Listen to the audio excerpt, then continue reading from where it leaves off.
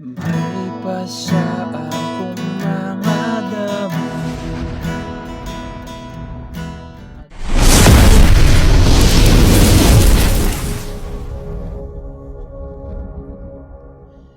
Hello mga ka-idol! So ngayon meron na naman akong ituturo sa inyong kanta. Ang title pala nitong kanta is yung Ha Ha Ha Hasula by Kurt Fix. So Fix, hindi ko alam kung tama ba yung pag-ano ko nito, no? So i-correct nyo na lang ako dyan sa kumanta na yan.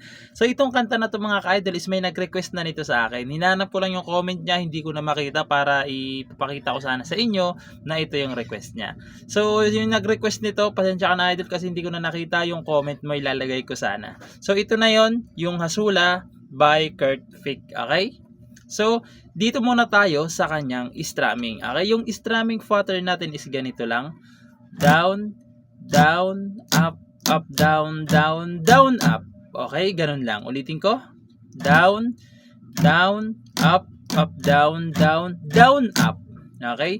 So, make sure mga ka-idol tapusin nyo tong video kasi doon sa kanyang bridge is magbabago ng konti yung strumming niya. Okay? May mababago lang, konti lang naman.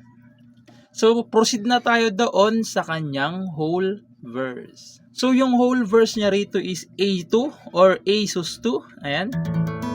So, yung A2, nakalagay dyan A2 pero A sus2 yan mga ka-idol ha. Yung ito siya. Sa second fret, per fourth string tsaka third string lang. Okay? Ayan yung A2 or A sus2. Okay? Sunod is E. So, yung E ito siya, third string. Ayan. Tapos, fifth string, tsaka fourth string. Ayan, E. Sunod is F sharp minor.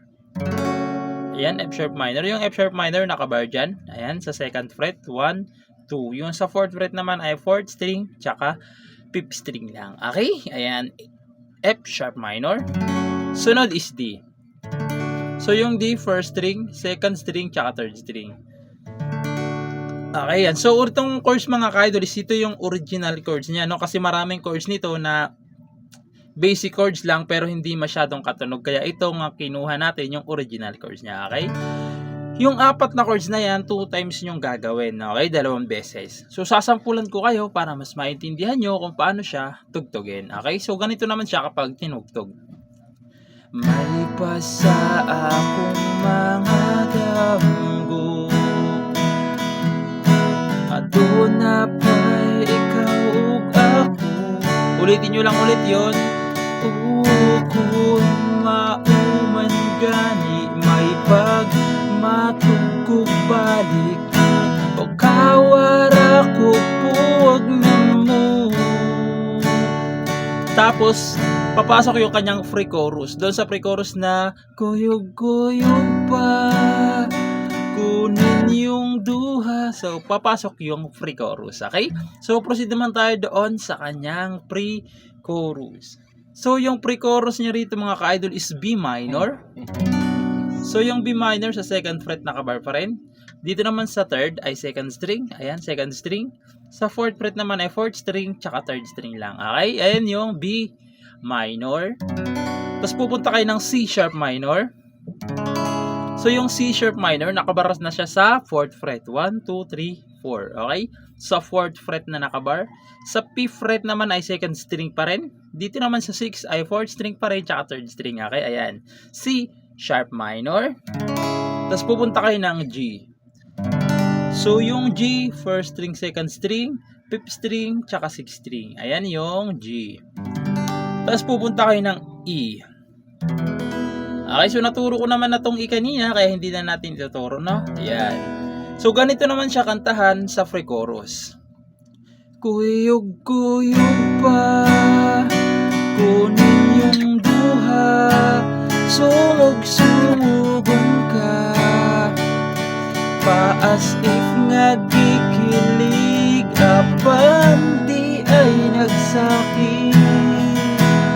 Tapos papasok yung kanyang chorus. Dita uyab, walay ikaw ug ako. Okay, papasok yung kanyang chorus. So, proceed naman tayo doon sa kanyang chorus. So, yung chorus niya rito mga ka-idol is same lang nung verse. So, hiniwalay ko lang kasi baka malito kayo sa pagpasok mamaya nitong chorus. Kaya hiniwalay ko siya. So, total same lang. Sasabihin ko na lang yung chords. Okay? So, A sus2 or A2, E, F sharp minor, tapos D. Bale, yung mga chords na yun mga ka-idol, 2 times nyo rin gagawin. Okay? 2 beses. Pagkatapos nyo ng 2 beses, pupunta kayo ng instrumental. So, yung instrumental nyan, same lang naman ng chorus. Okay? Same lang siya. So, ganito naman siya sa chorus kapag kinantahan. Sa chorus. Di ta uyab, walay ikaw ug ako. Apan kung magselos ko, ayaw pagbuot, sige na lang taaning ha, katawa. Kasulanin kahimtanga. Tapos, instrumental, same lang. Same lang ng chorus. Okay, instrumental to.